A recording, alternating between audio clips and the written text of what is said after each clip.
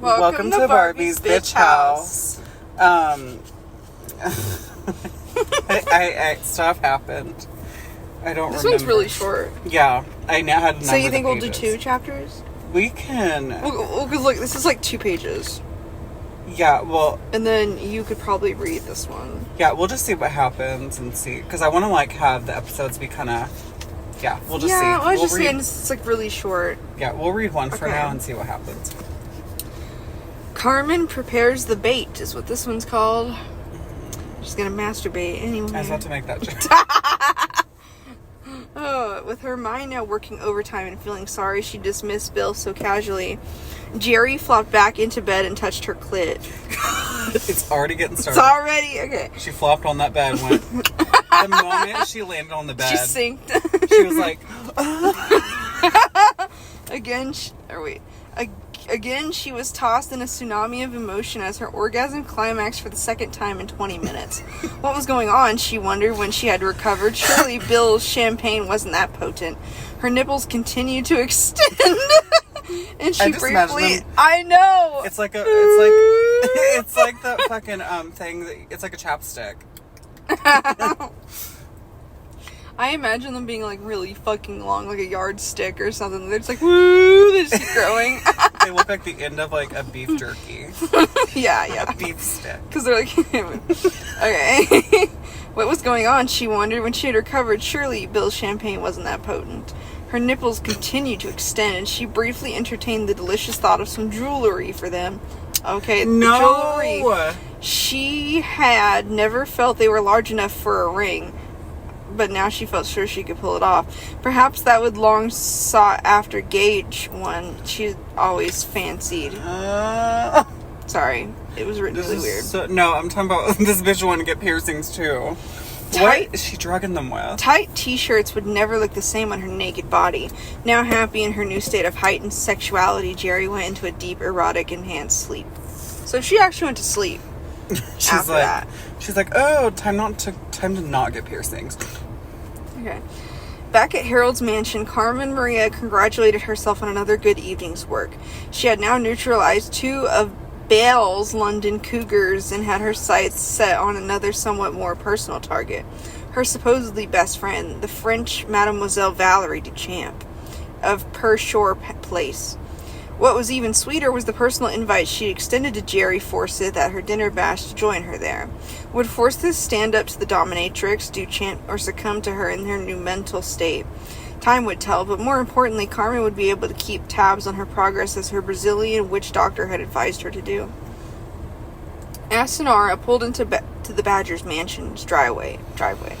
It was unusual for her to deliver anything to the house, but her mother had insisted to the depot staff that Asinara should do it and not Biel, as was normally the case. Oh, hi, Mama. Here's your kilo of black olives. A fucking kilo of black olives. A kilo? Is that like a... What? How big is a kilo? How big is a kilo? Like a kilogram, but like I don't we sound so American right now. A kilo? What the fuck is a kilo? It's just like, I know the term, but I don't know the measurement of like how big it is. Well, look it up. What's a kilo? Okay. If you guys hear rustling, it's me looking up what a fucking kilo is. Who needs that many goddamn black olives? Hold on. Kilo. How much is a kilo? Images. Oh, it's like... All it's showing me is a bunch of weights. So I guess too damn many. Turn kilos into pounds. Okay. Oh, yeah, that's good. How many... Stuff we learned in 2nd grade. How many pounds are in a kilo? 2 pounds? That's not too crazy, but girl, 2 pounds. Who needs... Here's your 2 pounds of black olive. It's like, okay. Why so many? It's half the daily stock. Oh, my beautiful Asinara. Can't you see I'm cooking for Harold in my little soiree tonight at Pasture Palace? Tell me, has Biel delivered anything there today? I hate that it's written like that. I hate it too. Biel Pepper. Mama, I know. After all, you asked me to check out the delivery schedules, and yes, 6 bottles of champagne and some cheese and biscuits. But Asinara, and these is very important. No oysters? Not the oysters. Yes, Mama, I can confirm no oysters. Interesting, no oysters. So she's not expecting any mail company. That is good. It has 2 eyes. It is good. It was 6:30 before Carmen Maria got around to preparing a tapenade. What the fuck is that? Tapenade. Oh, I was like, tapenade? What the fuck is that? Tapenade. Tap. You know some fucking tapenade? Tapenade? What the fuck is that? It was... Tapenade. The only reason I know what that is because of iCarly. Because iCarly goes to... I love calling her iCarly.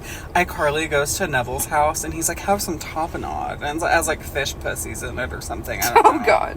Which was her contribution to the nibbles at Madame Duchamp's soiree. Not for her pathetic box of dinner mints, no. She would show Duchamp her cuisine expertise.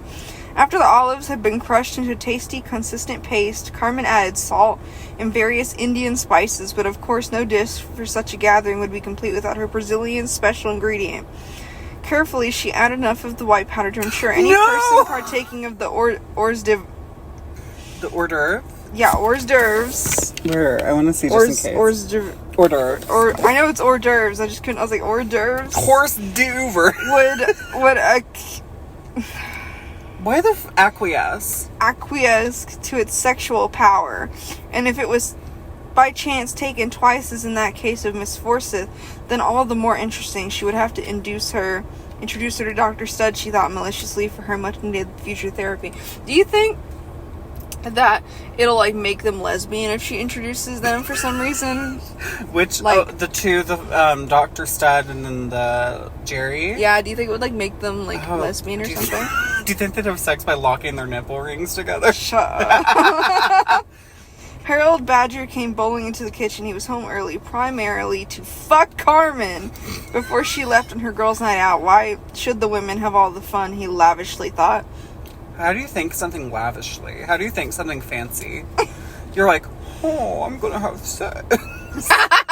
I'm gonna have sex with Carmen Maria de Silva. I'm gonna fuck my wife. I'm gonna eat her pussy with that tapenade. He goes, wow, sexy kitten.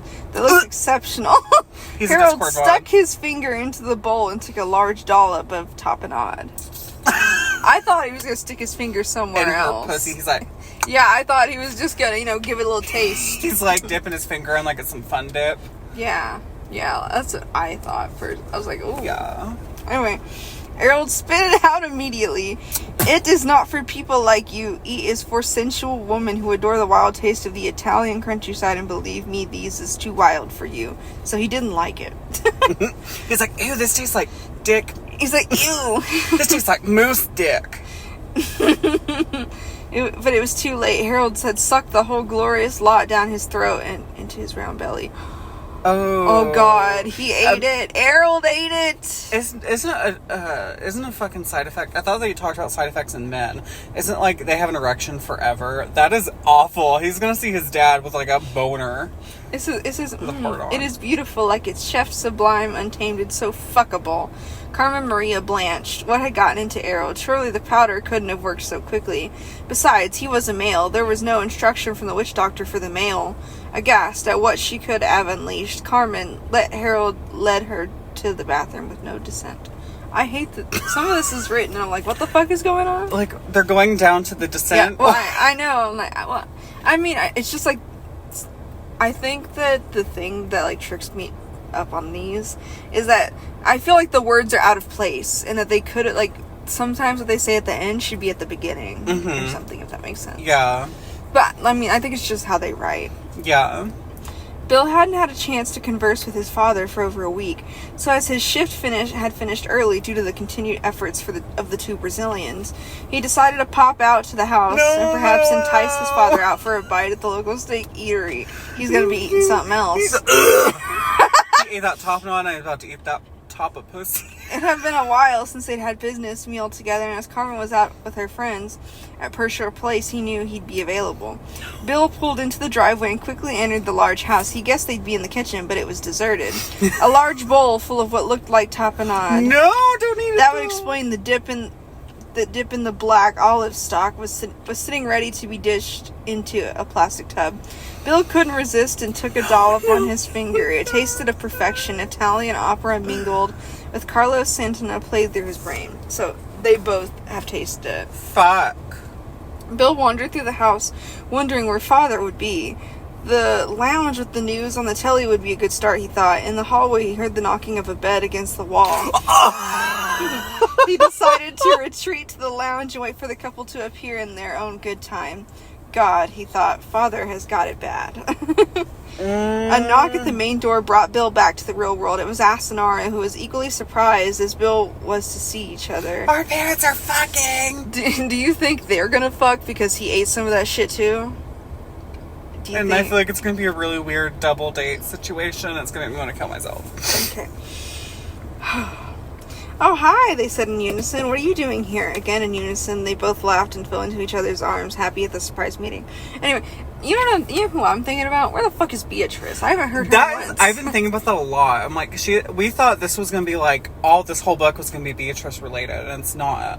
Yeah, also, I haven't heard her fucking name once. I feel like Asanara, whenever she's like... It's kind of like Asanara has replaced Beatrice, but not really kind of thing. Imagine if Asanara is Beatrice in a wig. Oh, God. I know, like, okay, I imagine that Asanara's going to hug Bill and be like, Bill, your gun is poking in... Oh.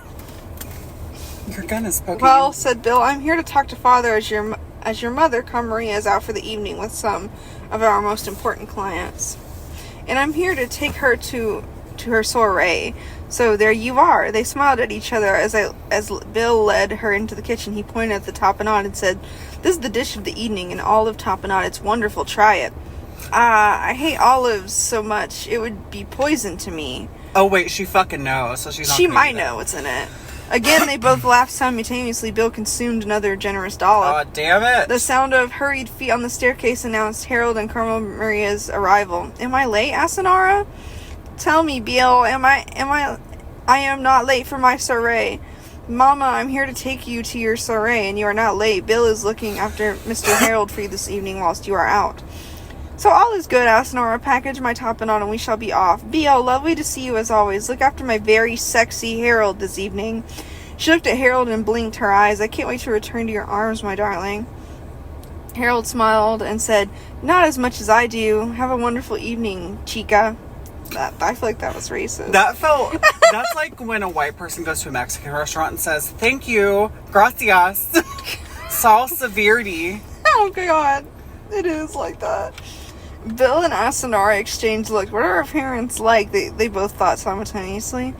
Asanara, Bill said quickly, pub, around 10-ish, okay? She quickly replied, of course, my darling. Bill's heart started to pound, realizing that she'd said, my darling. That's it. I told you. What the fuck? I told you it was short. No, it's just how it ends on like a cliffhanger. I think this is long enough. I think him and Asanara are going to meet for drinks. I think that's what they're saying. I do too. We will be picking up next time. Bye. Bye.